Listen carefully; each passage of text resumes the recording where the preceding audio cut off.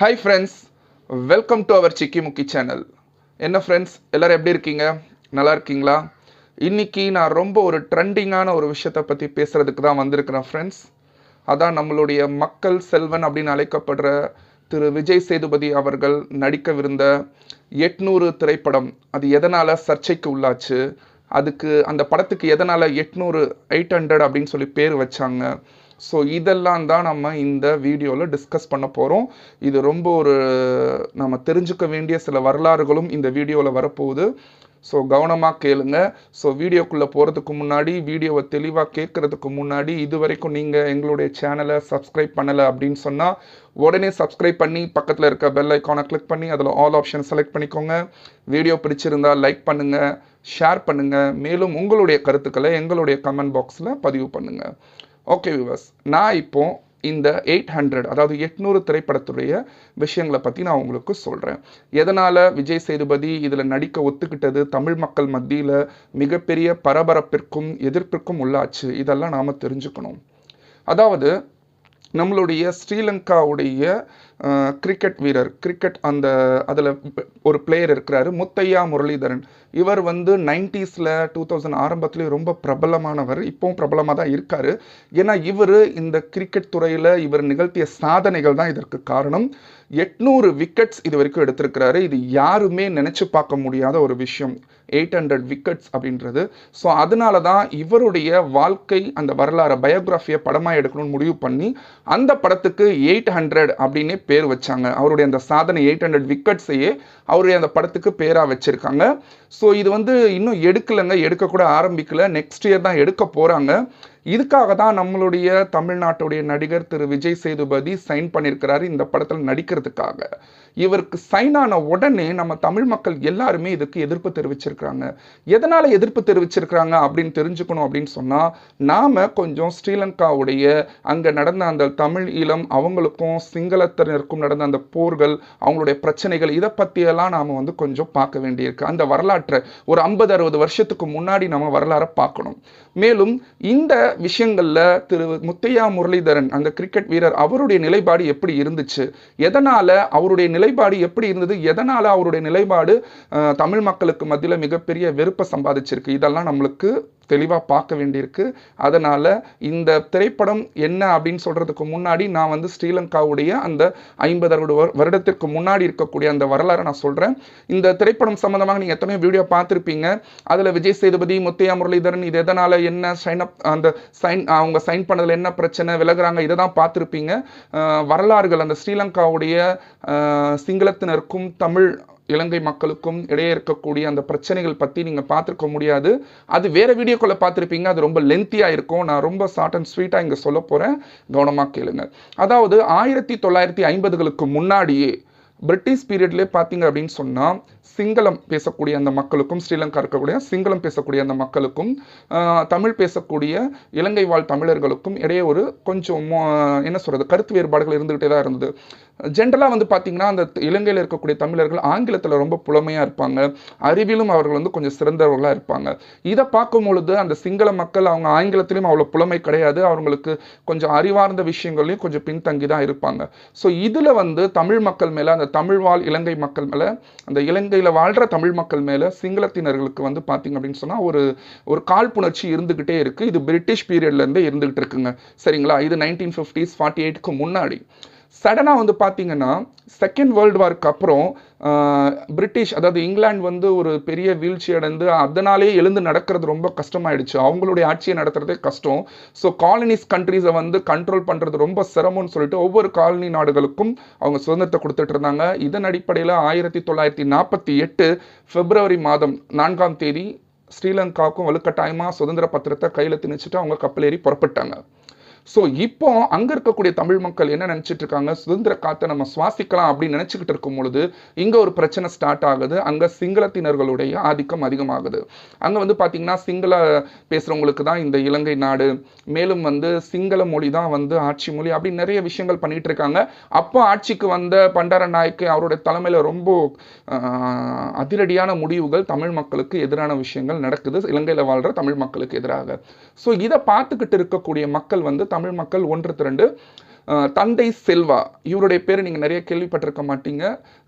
ஜென்ரலாக நம்ம இது வரைக்கும் வந்து ஏதோ ஒரு வார் நடக்குது, நிறைய பேர் சாவுறாங்க, அதுதான் தெரியும். இந்த ஹிஸ்ட்ரியை தெளிவாக கேளுங்க, ஷார்ட்டாக தான் நான் சொல்கிறேன். தந்தை செல்வா இவருடைய தலைமையில் அகிம்சையான முறையில் 1950களுக்கு பிறகு வந்து பார்த்தீங்கன்னா இலங்கையில் வந்து ஒரு சில போராட்டங்கள் நடக்குது. அந்த போராட்டத்திலையும் சிங்கள மக்கள் தாக்குனாலும் எதிர்த்து தாக்கக்கூடாது. இதான் தந்தை செல்வாவுடைய ஒரு என்ன சொல்றது, அவங்களுடைய வேண்டுகோள், அவங்களுடைய அறிவுரைன்னு கூட சொல்லலாம். யாரும் எதிர்த்து தாக்கக்கூடாது, போராட்டம் மட்டும் அறவழியில் நடக்கணும்னு. அந்த மாதிரி நிறைய போராட்டங்கள் நடக்கும்போது ரத்தம் சொட்ட அந்த இயக்கம் வந்து பார்த்தீங்கன்னா போராட்டத்தை நடத்துகிறாங்க, தாக்குறாங்க சிங்கள மக்கள். ஆனால் இவங்க எதிர்த்து தாக்கலை. இப்படி போயிட்டு இருக்கும் பொழுது தான் நம்மளை தாக்குறவங்க கிட்டே நம்மளுடைய முறையீடுகளை நம்ம போய் வைக்கக்கூடாது, அவங்ககிட்டே நம்ம நியாயத்தை கேட்கக்கூடாது அப்படின்னு சொல்லிட்டு ஒரு இயக்கம் உருவாகுது. அது நம்ம எல்லாருக்கும் தெரியும், விடுதலை புலிகளுடைய இயக்கம், திரு பிரபாகரன் அவங்களோட தலைமையில் அது உருவாகுது. ஸோ இப்படி அவங்க என்ன செய்கிறாங்க, தந்தை செல்வாவை விமர்சனம் செய்கிறாங்க. இவங்க வந்து நம்மளை யார் அடிக்கிறாங்களோ அவங்க கிட்டே போய் முறையீடு செய்கிறாங்க, அவங்க கிட்டே நம்மளுடைய கஷ்டங்களை சொல்கிறாங்க. இது இல்லாமல் நம்ம எதிர்த்து தாக்குனா தான் சரியாக இருக்கும் அப்படின்னு சொல்லி விடுதலை புலிகள் இயக்கம் உருவாச்சு. அதற்கு பிறகு இருக்கக்கூடிய வரலாறுகள், என்னென்ன விஷயங்கள் நடந்தது, சண்டை சச்சரவுகள் எல்லாமே நமக்கு தெரியும். இறுதியாக இந்த விடுதலை புலிகள் இயக்கம் உருவான பிறகு இது பெரிய விஸ்வரூபம் எடுத்து 2009 இந்த போர் வந்து முடிவடைஞ்சிச்சு. 2009 வந்து பார்த்தீங்கன்னா அங்கே இருக்கக்கூடிய தமிழ் மக்கள், இலங்கை மக்களோட கலந்திருக்கக்கூடிய அந்த விடுதலை புலிகளை அழிக்கிறேன்னு சொல்லிட்டு அங்கே இருக்க நிறைய மக்கள் வந்து இனப்படுகொலை, ஜினோசைட் பண்ணப்பட்டாங்க. ஸோ இதுதான் வந்து இலங்கையுடைய வரலாறு. சரிங்களா? ஸோ இந்த இலங்கையுடைய வரலாறு சொல்லிக்கிட்டு இருக்கும் பொழுது எதனால் அந்த தமிழ் ஈழ மக்களுக்கு என்ன விஷயங்கள் நடந்ததுன்னு சொல்லிட்டு இருக்கும்போது ஒரு விஷயம் எனக்கு ஞாபகம் வருது. 2010-11களில், அதாவது 2009 அங்கே விஷயங்கள் விடுதலை புலிகள் அளிக்கப்பட்டு அங்கே போரெல்லாம் முடிஞ்சதுக்கப்புறம் அங்கேருந்து சில பேர் உயிர் தப்பிச்சு வந்தாங்க இல்லையா? இங்கே வந்து நம்ம ராமேஸ்வரத்தில் இருக்கக்கூடிய அகதிகள் முகாமில் இருக்கக்கூடிய அந்த அகதி முகாமில் இருக்கக்கூடிய ஒரு மனிதர் சிங்கிளாக தான் வந்திருக்காரு. அவர் பத்திரிக்கையில் அவரை வந்து ஒரு பத்திரிகையாளர் பேட்டி எடுத்து போட்டிருக்காங்க. இது கதை இல்லைங்க, ஒரு அகதியுடைய சொந்த அனுபவம். எதனால் நீங்கள் இங்கே வந்துட்டீங்க அப்படின்னு கேட்கும் பொழுது அவர் தன்னுடைய வாழ்க்கையை சொல்கிறாரு. அதாவது அங்கே இருக்கக்கூடிய தமிழ் மக்களுக்கு எதிராக நடந்த, தமிழ் ஈழ மக்களுக்கு எதிராக நடந்த அந்த போராட்டத்தில், அந்த என்ன சொல்கிறது, எதிராக நடந்த அந்த தாக்குதலில் சிங்கள இராணுவத்தினுடைய ரொம்ப அதிகமான அத்துமீறல்கள் நடந்திருக்கு. அதில் வந்து இவங்க வீட்டுக்குள்ளே இந்த நபர் வந்து மனைவி 3 பிள்ளைகளோடு இருந்திருக்கிறாரு. பெரிய மகளுக்கு 10 வயது, 2வது மகனுக்கு 8 வயது, 3வது மகனுக்கு 5 வயது. ஸோ நான் 10 காட்டுறேன், சாரி 5 வயது. ஸோ இப்படி 3 பிள்ளைகளோட சந்தோஷமாக சொந்த வீட்டில் அவர் வாழ்ந்துட்டு இருக்காரு. அந்த சிங்கள இராணுவத்தினர் தமிழ் மக்களை தேடி அந்த வீட்டை சூறையாடி, அங்கே இருக்கக்கூடிய பெண்களை எல்லாம் கற்பை சூறையாடும் போது இவங்க வீட்டுக்குள்ளே பூந்து எல்லா பொருட்களையும் சூறையாடி, மேலும் இவரோட பிள்ளைங்களை கட்டி போட்டுட்டு இவங்க கண்ணுக்கு முன்னாடியே இவருடைய மனைவி வந்து கற்பழிக்கப்பட்டிருக்காங்க. விஷயத்தை கேளுங்க நண்பர்களே, ரொம்ப கொடுமையாக இருக்கும். கற்பழிக்கப்பட்டு அந்த சம்பவம் முடிஞ்ச உடனே தன்னோட பிள்ளைகள், கணவன் முன்னிலையிலேயே தன்னை கற்பழித்த அந்த காட்சிகள் பார்க்க வேண்டிய நிலைமை ஆயிடுச்சுன்னு அந்த பெண் என்ன செய்கிறாங்க, அந்த இராணுவத்தினர்லாம் போனதுக்கப்புறம் இவங்க வந்து மண்ணெண்ணெயை ஊற்றி கொளுத்திக்கிட்டு இறந்து போகிறாங்க, பிள்ளைகள் கணவன் கண் முன்னாடியே. இது பார்த்துட்டு அந்த தந்தை, அந்த 3 பிள்ளைகளுக்கு தகப்பனான அந்த தந்தை தன்னுடைய மனைவியை இழந்தாச்சு. இறுதியாக பிள்ளைகளையாவது காப்பாற்றணும்னு சொல்லிட்டு இருக்கக்கூடிய வீட்டையும் விற்றுட்டு கொஞ்சம் பணத்தையும் சேர்த்துக்கிட்டு அந்த பணத்தை வச்சுக்கிட்டு ஏதாவது ஒரு கள்ளத்தோணி மூலியமா தமிழ்நாட்டிற்கு வந்துடணும் அப்படின்னு செஞ்சு முடிவு பண்ணி வராரு. அப்படி முடிவு பண்ணி அந்த தோணியில் ஏறி வரும் பொழுது ஒரு இடத்துக்கிட்ட இந்தியா பார்டர்கிட்ட வர்றதுக்குள்ளேயே அந்த தோணியை ஓட்டிட்டு வந்தவன் என்ன சொல்கிறான், இங்கே இதுக்கு மேலே போனால் இராணுவத்தினருடைய தொல்லை இருக்கும், நீங்கள் இறங்கிடுங்க, இங்கே குதிச்சு நீந்தி போயிருங்க அப்படின்னு. பாருங்கள் என்ன நிலைமை, ஒரு தகப்பன் 3 பிள்ளைங்க, 10, 8, 5 வயசுள்ள பிள்ளைங்களை நடுக்கடலில் குதிச்சு தப்பிச்சு போங்கன்றாங்க. இவருக்கு நீச்சல் தெரியும், 3 பிள்ளைகளை எப்படி காப்பாற்ற முடியும்? அப்போ அவர்கிட்ட அந்த சிறு பிள்ளைகள் 10 வயது 8 வயது மதிக்கத்தக்க அந்த பிள்ளைங்க சொல்லுது, அந்த பெரிய பொண்ணும் 2வது பையனும் சொல்கிறாங்க, அப்பா நாங்கள் வந்து குதிச்சிடுறோம், நீங்கள் வந்து என்ன செய்யுங்க, தம்பியை மட்டும் காப்பாற்றி எப்படியாவது போயிருங்க அப்படின்னு சொல்லிட்டு அவர் கண்ணு முன்னாடியே அதுங்க கடலில் குதிக்குதுங்க அந்த பிள்ளைங்க. இதை ஒரு தகப்பனா அவர் பார்த்துக்கிட்டு இருக்காரு. இதுதாங்க இலங்கை அகதிகளுடைய நிலைமை. குதிச்சதுக்கப்புறம் இதையும் கல் நெஞ்சத்தோடு பார்த்துட்டு அந்த தகப்பன் அந்த 5 வயது குழந்தைய தன்னோட முதுகில் போட்டுக்கிட்டு அந்த கடலில் குதிச்சு தமிழக பார்டரை, அந்த ராமேஸ்வரத்தோடைய பார்டரை அடையிறதுக்காக நீந்திக்கிட்டு இருக்காரு.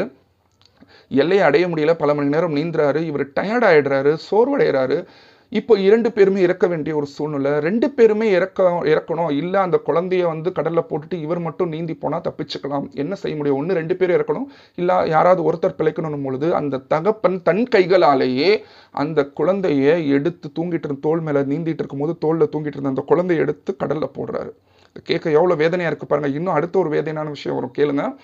போட்டுட்டு இவர் தன்னுடைய உயிரை, இது கேட்குறவங்களுக்கு ஒரு மாதிரி இருக்கும், ஆனால் அந்த இடத்துல அவருடைய தகப்பனுடைய நிலைமையை நினச்சி பாருங்கள். போட்டுட்டு இவர் நீந்தி வராரு. நீந்த பொழுது கரையை அடைய முடியல, 2 பேருமே இறந்து போயிடுவோன்னு தான் அந்த குழந்தைய கடலுக்குள்ளே போடுறாரு. ஆனால் 2-3 நிமிடங்களுக்குள்ளேயே இவர் கரையை அடைஞ்சிடுறாரு. இவருக்கு ரொம்ப படபடப்பாயிடுது. ஐயோ, தெரியாமல் குழந்தைய வந்து கடலுக்குள்ளே போட்டோமேனு எந்த தூரத்தில் போட்டாரோ அவ்வளோ தூரம் திருப்பி போய் தேடி பார்க்குறாரு. கடலுக்குள்ளே போட்ட பொருட்களோ இல்லை உயிரோ திருப்பி கிடைக்குமா? கிடைக்கல. தேடி பார்த்துட்டு கடைசியில் நிர்கதியாக தனி மனிதனாக அந்த அகதிகள் முகாமில் பத்திரிகையாளர்களுக்கு பேட்டி கொடுத்திருக்கிறாரு, ஒரு பிரமை பிடித்த மனிதனை போல. இதுதான் அங்கே இருக்கக்கூடிய, அங்கேருந்து தப்பி வந்த மனிதர்களுடைய நிலைமை. இது மாதிரி உலகம் முழுக்க அந்த இலங்கை வாழ் தமிழர்கள் தப்பிச்சு உயிர் பிழைச்சு போயிருக்கிறாங்க. பல நாடுகளில் அவங்க போய் பரவி இருக்கிறாங்க. இதுதான் ஃப்ரெண்ட்ஸ் அங்கே இருக்கக்கூடிய வரலாறு. இப்போ இதுல என்ன முத்தையா முரளிதரனுடைய வரலாறை படமா எடுக்கிறதுல இப்போ என்ன பிரச்சனை அப்படின்னு கேட்டிங்கன்னா, இந்த மாதிரி நடக்கும் பொழுது இறுதியாக 2009 அவங்களுடைய இதில் வந்து முள்ளிவாய்க்கால் தினம் அப்படின்றாங்க, அதாவது விடுதலை புலிகள் அளிக்கப்பட்ட அந்த தினத்தில் வந்து பார்த்தீங்கன்னா முத்தையா முரளிதரன் அப்படி அவர் இதை வந்து சந்தோஷமான நாள் அப்படின்னு கொண்டாடி இருக்கிறாரு. மேலும் வந்து பார்த்தீங்கன்னா இலங்கையில் வந்து ஜெனோசிட்டிக், அதாவது இனப்படுகொலையே நடக்கலை அப்படின்னு சொல்லி 2013 முழு உலகத்துக்கும் போய் பிரச்சாரம் மாதிரி பண்ணிக்கிட்டு இருக்கிறாரு. அப்படிலாம் ஒன்றுமே நடக்கவே இல்லை அப்படின்னு சொல்லியிருக்கிறாரு அவர். இதெல்லாம் வந்து அவருடைய நிலைப்பாடுகள் அங்கே நடந்திருக்கு. எதனால் தமிழ் மக்கள் இன்னைக்கு வந்து விஜய் சேதுபதியை அவருடைய கேரக்டரில் நடிக்கக்கூடாதுன்னு சொல்கிறாங்கன்னா இதனால தான். மேலும் இன்னொன்று செஞ்சிருக்கிற, இலங்கை பிரதமரோட உரையாடல் நடக்கும் பொழுது அங்கே இருக்கக்கூடிய இலங்கை தமிழ் மக்களை விட சிங்கள மக்கள் வந்து பார்த்தீங்க அப்படின்னு சொன்னால் ரொம்ப அப்பாவி மக்கள், ரொம்ப அவங்க வந்து சாதாரண தமிழ் மக்களை விட ரொம்ப வந்து வெள்ளந்தியான மக்கள் அப்படின்னு சொல்லிட்டு அவங்களுக்கு சப்போர்ட் பண்ணி பேசியிருக்கிறாரு. இதில் ப்ளஸ் பாயிண்ட் என்னென்னா, ப்ளஸ் பாயிண்ட்னு சொல்ல முடியாது, இதில் முக்கியமாக கவனிக்கிற விஷயம் என்ன அப்படின்னு சொன்னால், முத்தையா முரளிதரனும் அவரும் இலங்கை வாழ் தமிழர் தான். அவரும் வந்து இந்த தமிழ் இனத்தை சேர்ந்தவர் தான்.